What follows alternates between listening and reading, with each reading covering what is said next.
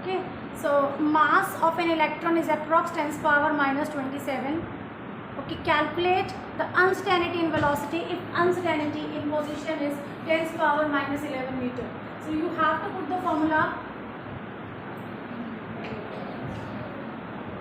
del x into del v is equals to h by 4 pi m.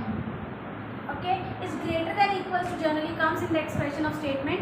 यहाँ आप इसको equal लिख सकते हैं because that was almost equal. ठीक है,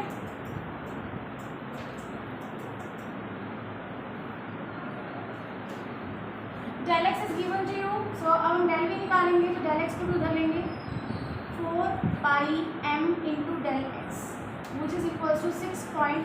यहाँ पर क्वेश्चन में वैल्यू भी दिया है, h लिखिए बेटा 6.6 ले सकते हैं into 10 power minus 34 kilogram metre square per second. 6.6 into 10 power minus 34 यहाँ पर लिखा है तो आप ले सकते हो. ठीक है, that is done. Now 4 into 3.14 into mass 10 power minus 30 kilogram. Okay, minus 27 gram था ना. del x 10 power minus 11. Make sure all the units are in SI form. ठीक है, so now you calculate and find out the V. Uncertainty in velocity. Uncertainty in velocity. So answer you can write 5.25 into 10 power 6 meter per second. Next question. After Heisenberg's principle, there are solved examples in your NCERT. Please come to that. I'm reading out the question and explaining to you. You would solve it yourself. If any doubt comes, still persists, then ask me. A microscope using suitable photons is employed to locate an electron in an atom within a distance of 0.1 angstrom. They didn't tell that it is a position of electron. अगर ये बोलते हैं position of electron तो वो x होता है. जब इन्होंने बोला it is located with in a distance, एक डिस्टेंस की रेंज दी है, with in a distance, what will call it? Uncertain.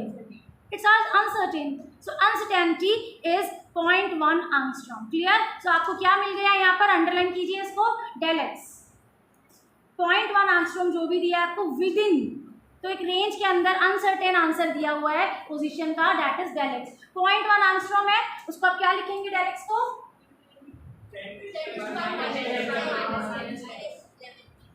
Overall 10 power minus 11 metre आ जाएगा क्योंकि 0.1 वहाँ भी है. ठीक है, fine del x you have. Now they are talking about an electron, so mass also you do have 9.1 into 10 power minus 31. आप accurate लेंगे जब तक आपको कहा ना जाए कि आप ये आर्बिट्रेरी वैल्यू ले लो.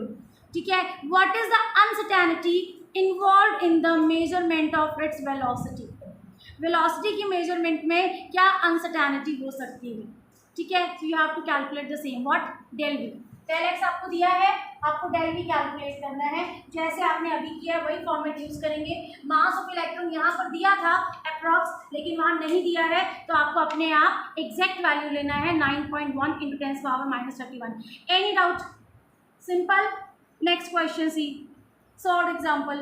A golf ball has a mass of 40 gram and a speed of 45 meter per second.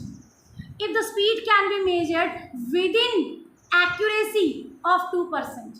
देखो पहले कैसे साफ साफ बोल रहा है, a speed of 45 metre per second. इतनी स्पीड है तो श्योर है ना, वो स्पीड वो बता रहा है, लेकिन जब मेजर की तो कितनी एक्यूरेट कर पाए? सिर्फ 2%. सो इस एक्चुअल स्पीड का जब 2% निकालोगे that would be del v. That will be del v. So del v 2% of 45 metre per second can be calculate. ठीक है, 45 मीटर पर सेकेंड का जब आप 2% निकालेंगे that will be 0.9 metre per second. So del v is 2% of v. What is v? 45 metre per second. ठीक है, so calculate the uncertainty in position. Del x you can calculate. Del v आपके पास है and golf ball का मास दिया हुआ है 40 ग्राम. इसको किलोग्राम में करना नहीं भूलिएगा. ठीक है, चलिए आगे करते हैं. So the new topic, wave mechanical model of an atom. It is based upon wave mechanics. Wave mechanics is based upon the two concepts. Can we name those concepts?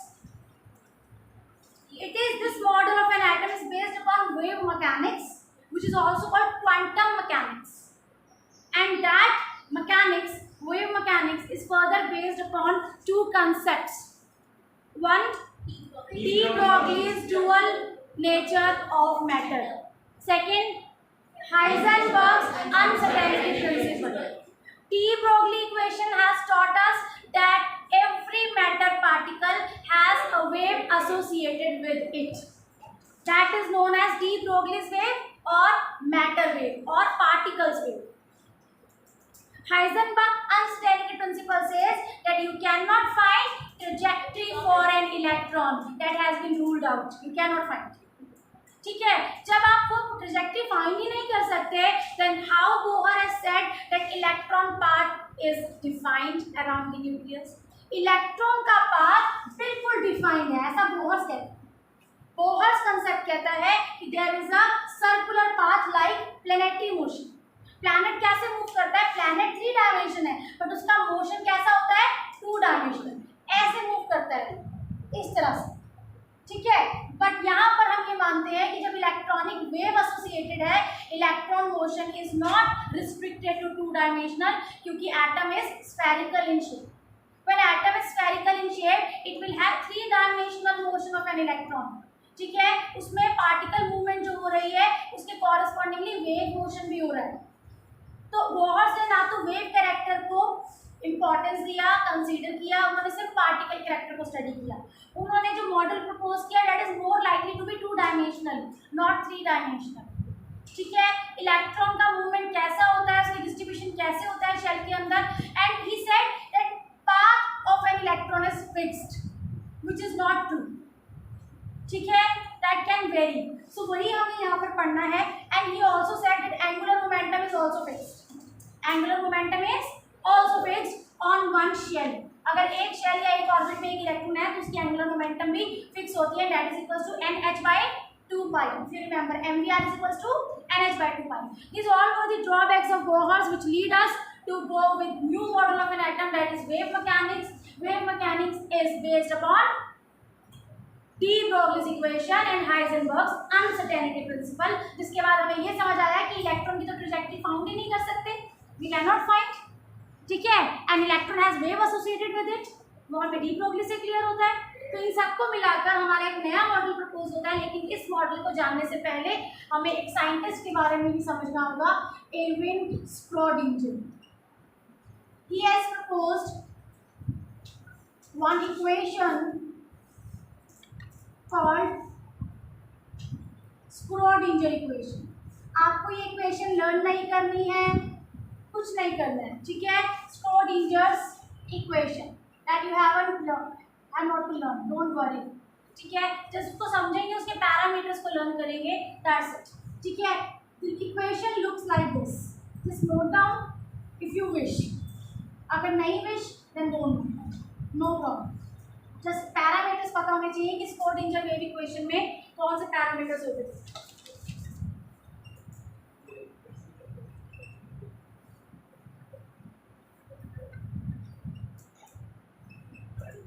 Eight pi square m by h square e minus v is equals to 0.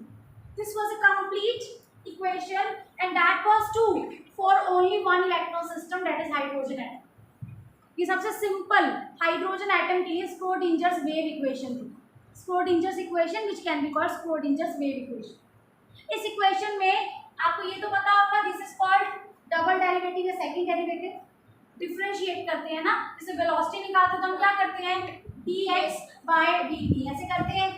जब हम velocity का भी rate of change निकालते हैं तो क्या करते हैं, acceleration, rate of change of velocity. तो rate of change of distance was velocity, so rate of change of velocity was acceleration. तो जब एक्सेलरेशन को पुट करना होता है वैसे दिखा सकते, double derivative of distance with respect to time. तो ये टाइम के साथ किया है, तो समझ सकते हो आप. यहाँ पर क्या किया हुआ है हमने, यहाँ पर हम साइन, इसको ये जो सिंबल है इसको बोला जाता है psi, PSI, but P is silent when we are speaking. ठीक है, साइन. तो हम इस साइन का सेकंड डेरिवेटिव कैलकुलेट कर रहे हैं with respect to x, y and z axis. x, y and z axis.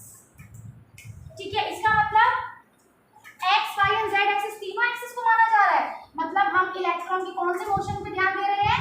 3 dimensional. हम इलेक्ट्रॉन के 3 डायमेंशनल मोशन पर ध्यान दे रहे हैं। What is Sai? अभी हमने बताया electron always move with an associated wave with it. जो वेव वो कैरेक्टराइज करता होगा, उस वेव में जो भी वेव होगी उस वेव का एक एम्पलीट्यूड होगा, जिस एम्पलीट्यूड को आप बोलते हैं Sai. Means the wave associated with an electron, जब इलेक्ट्रॉन मूव करता है तो उसके पास एक वेव होती है, उस वेव का जो एम्पलीट्यूड है that is height of crest और depth of trough, that is known as amplitude and amplitude is symbolised by psi. ठीक है, साई एम्पलीट्यूड। इसको और क्या बोला जाता है? इसको वेव फंक्शन भी बोला जाता है, वेव फंक्शन। साई को वेव फंक्शन भी बोलते हैं। ठीक है, ओके आगे बात करते हैं। तो ये तो हो गया एक्सेस, ये हो गया एम्पलीट्यूड। एम्पलीट्यूड का डबल सेकंड डेरिवेटिव लिया है आपने with respect to x, with respect to y, with respect to z. और ये m है mass of electron, h is Planck constant, e is total energy which is quantised. जो हम बात करते थे बोहर्स के केस में, En that is same, and V is potential energy. E is the total energy manifested by an electron in a particular shell, and V is potential energy. Total this is equals to 0. इसका solution होता है when you go to higher classes ना, masters, ठीक है, when you proceed your masters at the time, this will be solved by, इसको solve करते हैं। इसकी shortest form कैसे लिखते हैं? H cap psi is equals to E psi। ये है short form of this equation. इस इक्वेशन की शॉर्ट फॉर्म को लिखा जाता है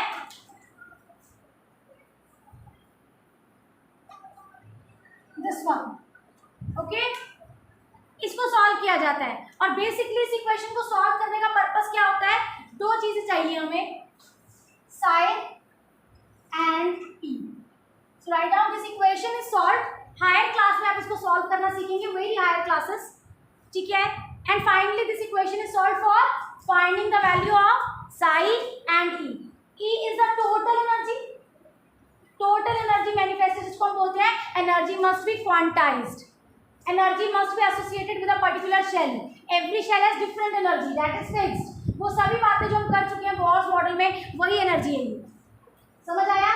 and psi is orbital function, wave function या फिर एम्पलीट्यूड ऑफ द वेवलेंथ। ठीक है, वेव जो वेव क्रिएट करता है इलेक्ट्रॉन मूव करते हुए, उसका एम्पलीट्यूड होता है psi। ठीक है, up to here clear?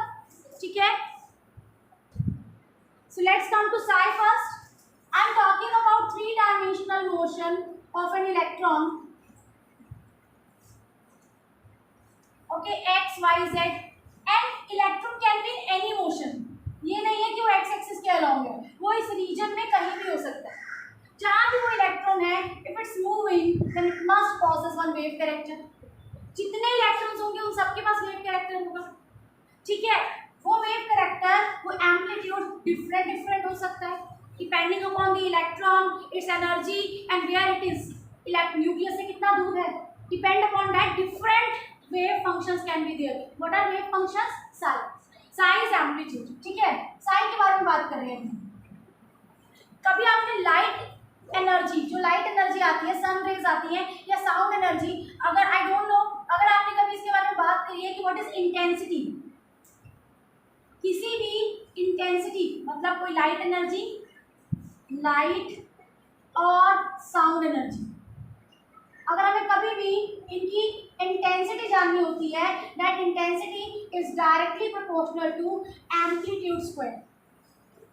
Light energy and sound energy, अगर इनको आप देखना चाहते हैं कि कितनी इंटेंस आ रही हैं, कितनी लाउड है, साउंड होती है लाउड होती है, इंटेंसिटी पर डिपेंड करती है। जितना ज़्यादा लाउड होगा उस वेव का एम्पलीट्यूड उतना ही ज़्यादा होगा, तो ये एम्पलीट्यूड के स्क्वायर से डिपेंड करती है। अगर इन एनर्जीज की वेव की इंटेंसिटी एम्पलीट्यूड के स्क्वायर के बराबर है, तो यहाँ पर इस समय हमारे पास क्या है? psi। What is psi? Amplitude of electronic wave, है ना? तो अभी मैं psi स्क्वायर करती हूँ। एक फैक्टर इस पर भी तो डिपेंड करेगा, इंटेंसिटी होता है उन वेव्स का एक पर्टिकुलर स्क्वायर मीटर में या पर्टिकुलर पर यूनिट एरिया में पाया जाना। कितनी रेडिएशन इस पर्टिकुलर एरिया में आ रही हूँ या इनसे होकर जा रही हूँ, कितनी भी हो सकती है, उस पूरे की पूरी काउंट करके हम उसकी इंटेंसिटी बता सकते हैं, मतलब number of waves per unit area. एक एरिया में कितनी वेव्स आ रही हैं, कितनी वेव्स पेनिट्रेट कर रही हैं, कितनी वेव्स पास थ्रू कर रही हैं, वो होती है इंटेंसिटी। इंटेंसिटी का मेजर उसके एम्पलीट्यूड के स्क्वायर पे डिपेंड करता है, दैट इज फाइन। लेकिन ये हमने बात की लाइट एंड साउंड एनर्जी की, अभी हम बात कर रहे हैं इलेक्ट्रॉनिक मोशन की। अगर इंटेंसिटी का मतलब है नंबर ऑफ वेव्स और यहाँ नंबर ऑफ वेव्स का मतलब है number of electrons, getting number of waves का क्या मतलब है, नंबर ऑफ इलेक्ट्रॉन्स। मतलब अगर मुझे ये वेव यहाँ दिखाई दी, मुझे ये वेव कहीं और दिखाई दी, मुझे ये वेव कहीं और दिखाई, एक गिवन रीजन में मुझे ये वेव बार बार दिखाई दे रही है, इसका मतलब पर्टिकुलर इलेक्ट्रॉन वहाँ वहाँ वहाँ वहाँ प्रेजेंट है ना, क्योंकि वो वेव अलग अलग जगह पर दिख रही है। तो इसका मतलब अब मैं इलेक्ट्रॉन के केस में इसको इंटेंसिटी नहीं बोलूंगी, I will call it, write down, intensity of electron और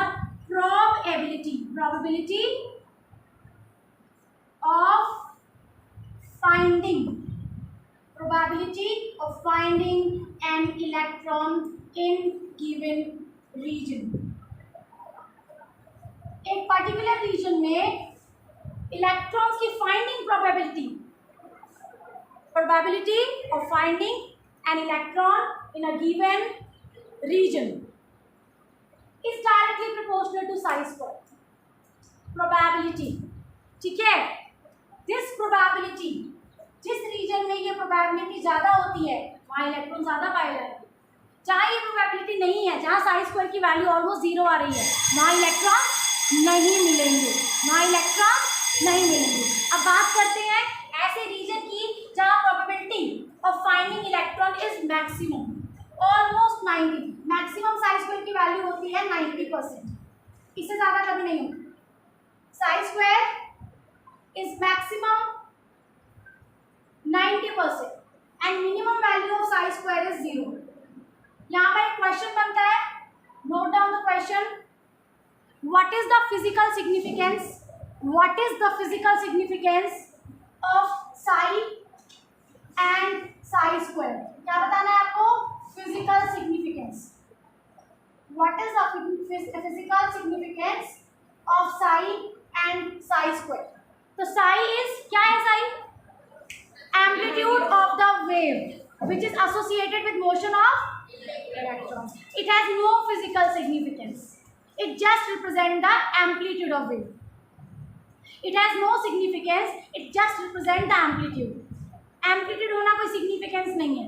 आगे psi square, क्या बताया मैंने, psi square, psi square tells the intensity of electrons or the probability of finding an electron in a region।